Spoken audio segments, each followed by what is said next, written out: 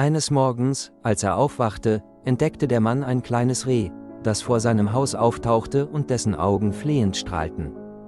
Es gab kein Wort, keine Geste als Antwort, aber er stand immer noch geduldig da und ließ seinen Blick nie von der Tür ab. Dann wartete es weiter, obwohl es keine Antwort erhalten hatte, als gäbe es etwas Wichtiges, das Hilfe brauchte. Der Mann schaute in diese ernsten Augen und spürte plötzlich etwas Starkes. Er wusste, dass er dieses kleine Tier nicht übersehen konnte und erkannte, dass das Reh nicht einfach zufällig vorbeikam. Ohne zu zögern öffnete er die Tür und folgte leise ihren Schritten. Der Hirsch ging voran und machte bei jedem Schritt einen hastigen Satz, als würde ihn etwas dazu drängen, schneller zu gehen. Gelegentlich blieb es stehen und drehte den Kopf, um den Mann anzusehen, als wollte es sich vergewissern, dass er ihm immer noch dicht folgte. Auf der ganzen langen Strecke ging plötzlich das Licht aus und es wurde dunkler, bis sie vor einem großen Baum anhielten. Schließlich sah der Mann den erwachsenen Hirsch, dessen Hörner fest an einem großen Ast klebten. Das Tier versuchte zu kämpfen, aber es schien, als würde jede Anstrengung es nur noch verzweifelter machen. Ohne zu zögern nahm er die mitgebrachte Säge und begann sie zu befreien.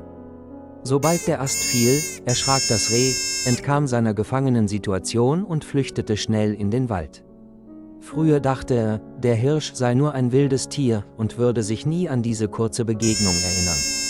Als er am nächsten Morgen ein Geräusch vor der Tür hörte, stellte er überraschend fest, dass das Reh, das er gestern gerettet hatte, zurückgekehrt war. Sah aufgeregt aus und schien etwas sagen zu wollen. Was ihn aber am meisten überraschte, war, dass er nicht allein war, hinter ihm stand auch eine ganze Herde.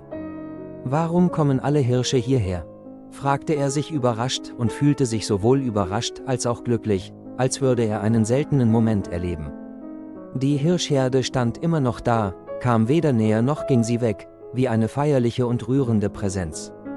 Es war, als gäbe es zwischen ihm und diesen Tieren einen unsichtbaren Faden, eine wortlose, aber tiefe Verbindung. Er öffnete freudig die Tür, um sie willkommen zu heißen, und hatte das Gefühl, als seien besondere Gäste aus der Natur gekommen, um ihnen zu danken. Lieber Freund, vielen Dank, dass Sie sich die Zeit genommen haben, der Geschichte zu folgen. Vergessen Sie nicht, den Kanal zu liken und zu abonnieren, um uns zu unterstützen.